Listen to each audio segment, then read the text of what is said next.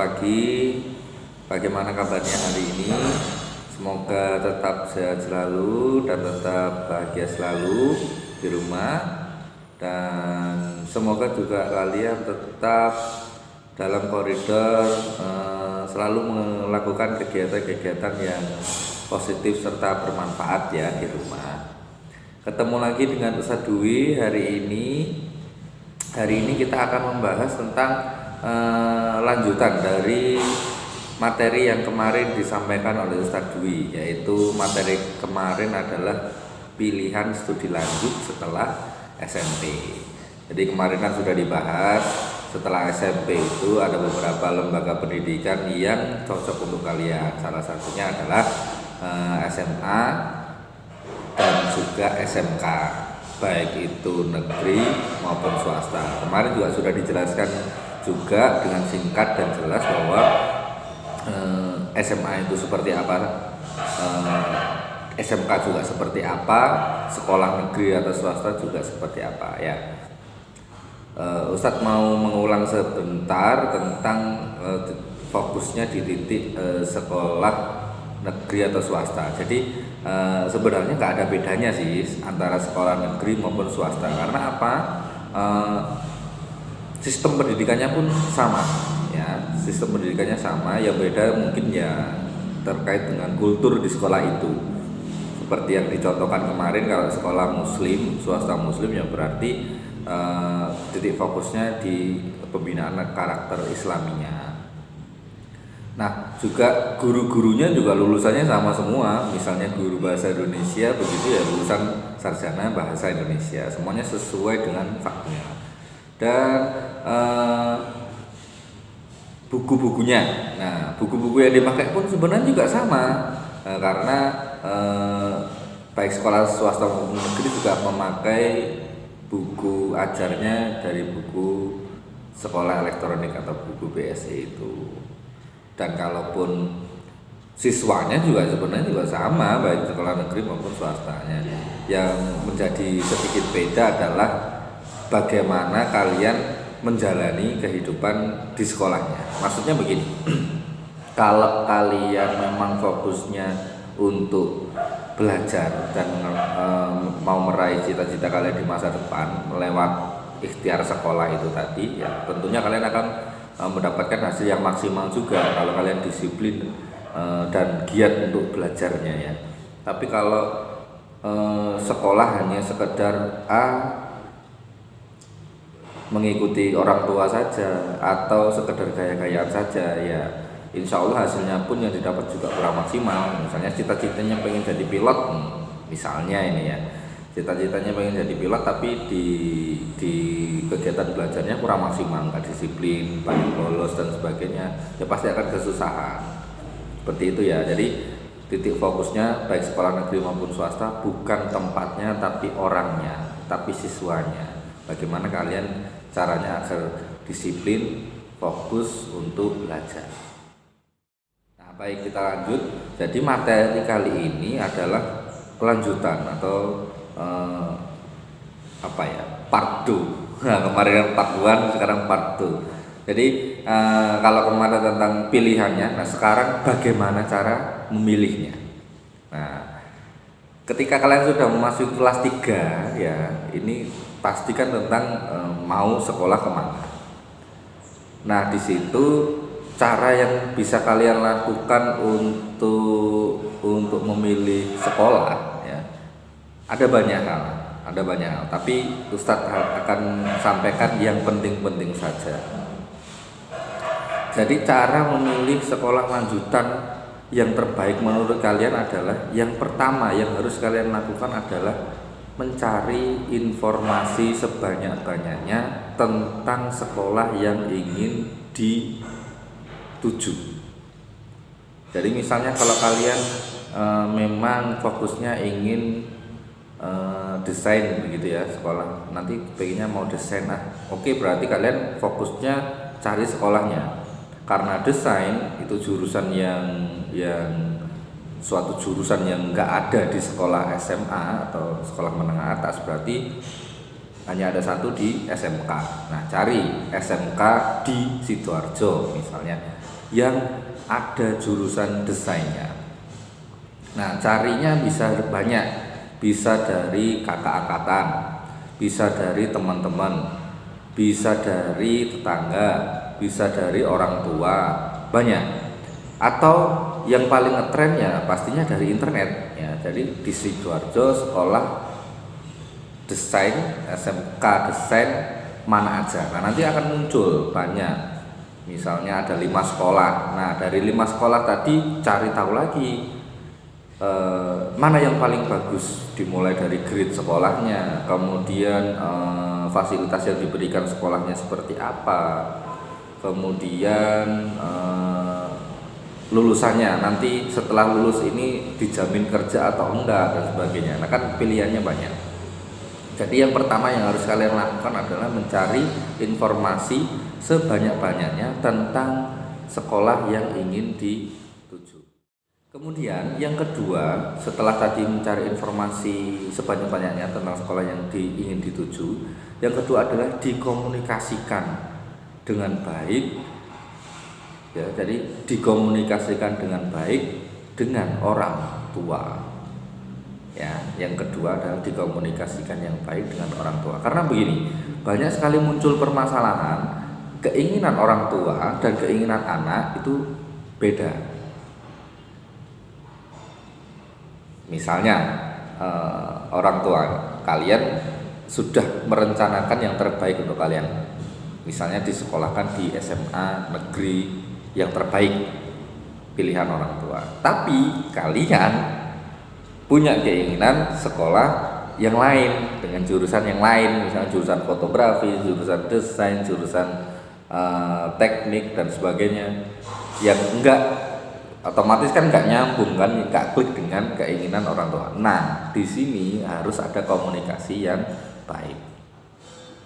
Komunikasi yang baik yang seperti apa? Ya, harus berkomunikasi dengan intens pada orang tua. Pilih waktu yang tepat ketika kita mau komunikasi. Jadi jangan ketika orang tua baru selesai pulang kerja langsung kalian ajak ngobrol, ya jangan. Pilih waktu yang tepat, momen yang tepat, misalnya di hari libur orang tua dan sebagainya. Lah, kenapa kok harus dikomunikasikan dengan orang tua, Ustadz? Ini kan kehidupan saya dong yang harus menentukan. Ya nggak bisa begitu juga dong. Nah, siapa yang mau bayarin sekolahnya? Nah, pastikan orang tua. Makanya yang kedua harus dikomunikasikan dengan baik dengan orang tua. Nah, selanjutnya setelah tadi yang pertama mencari info sebanyak-banyaknya tentang sekolah yang ingin dituju, kemudian dikomunikasikan yang baik dengan orang tua. Nah, ini yang juga sangat krusial, yaitu bagaimana kalian menuju ke sana. Maksudnya begini, kalian sudah cari info sebanyak-banyaknya tentang yang ingin dipilih sekolah A. Sudah pilihan sekolah A. Kemudian sudah dikomunikasikan ini dengan orang tua, dan orang tua setuju dengan pilihanmu sekolah A. Langkah selanjutnya apa? Yang selanjutnya harus kamu lakukan adalah fokus di sini, maksudnya di kelas 3 ini. Karena kenapa kok harus fokus? Fokus dalam artian belajarnya yang giat, belajarnya yang disiplin, nggak neko-neko. Karena apa? Sekali kamu terselip, sekali kamu teledor, sekali kamu kepleset, yang dua ini sudah fix nih, bisa jadi berantakan. Ya, kita semua nggak ingin ya rencana yang sudah kita bangun dengan matang, dengan baik, akhirnya di tengah jalan harus berantakan. Berantakan bisa karena banyak hal. Banyak juga kasus yang terjadi, misalnya tidak melanjutkan sekolah karena ikut geng anak pang, kemudian banyak yang tidak melanjutkan sekolah juga karena tersandung married by accident. Banyak hal yang bisa mempelesetkan kalian ketika kalian sudah punya ada tujuan. Jadi yang harus dilakukan adalah fokus untuk giat belajar dan disiplin di kelas 3 ini, untuk paling tidak benar-benar fokus untuk selesai. Nah, kalian kan sudah ada waktu 3 tahun di SMP, dari kelas 1 dan kelas 2. Harusnya cukup nih main-mainnya. Nah sekarang kelas 3 harusnya lebih fokus lagi, lebih mempersiapkan diri lagi. Dan juga yang paling penting adalah doa, karena ikhtiarnya juga sudah ya, ikhtiar untuk fokus belajar dan giat dalam belajar sudah, yang terakhir adalah berdoa. Jangan tidak berdoa. Jadi usaha juga, doa juga. Biarpun yang menentukan nanti Allah Subhanahu wa taala mau menentukan seperti apa, tapi kalian sudah melakukan dua-duanya. Sudah ada hitungan pahalanya, ya kan? Nah, enak dong. Sudah ada hitungan pahalanya. Entah gimana nanti Allah mau merealisasikannya, ya kan ya. Jadi seperti itu. Nah, kemudian kan tadi yang pertama cari info sebanyak-banyaknya tentang sekolah yang dituju. Kemudian dikomunikasikan dengan orang tua, dan yang terakhir fokus dengan belajar dan disiplin juga dengan belajar, serta ditambahi dengan doa. Nah, mungkin ada pertanyaan begini, ini yang paling banyak Ustadz temukan selama ini. Saya nggak tahu mau kemana, karena saya bingung. Saya ini enaknya di SMA atau di SMK? Saya nggak tahu nih. Nah itu pertanyaan yang paling sering banyak muncul yang Ustadz temui selama ngajar di sini ya, untuk kakak-kakak yang kelas 3 yang setelah lulus sebelumnya.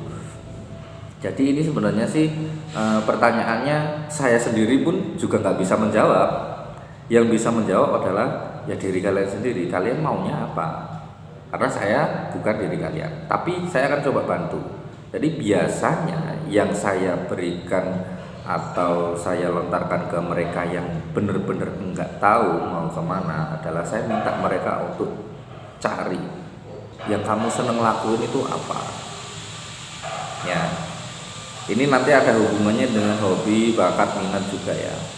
Jadi yang kamu senang lakuin itu apa selama ini, selama di SMP ini terutama ya, selama dari rentang kalian kelas 1 maupun sampai kelas 3 ini, yang paling kalian senang lakuin apa. Tapi koridornya dalam hal belajar ya, jadi koridornya belajar bukan main. Kalau memang main maksudnya begini, saya sukanya gibah Ustaz, gibah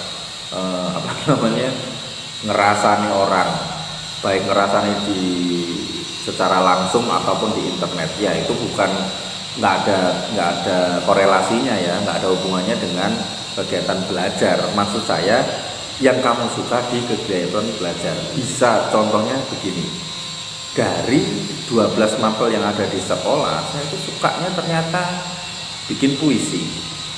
Nah itu sudah petunjuk itu. Misalnya kamu suka nulis, bikin puisi, nulis cerpen dan sebagainya, itu cocok kalau kalian nanti masuknya di sastra. Nah sastra di mana Ustaz? Nah cari di SMA yang ada jurusan bahasa Indonesia atau sastranya. Nah nanti kan kemarin sudah dijelaskan di pertemuan sebelumnya, kalau SMA itu ada ilmu alam, ilmu sosial, dan biasanya ada lagi ilmu bahasa atau sastra. Jadi yang kalian harus perlu lakukan adalah cari apa yang kalian suka.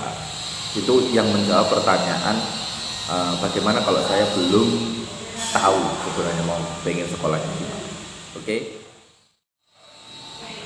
Nah baik, sepertinya sudah cukup itu sedikit materi yang bisa saya sampaikan.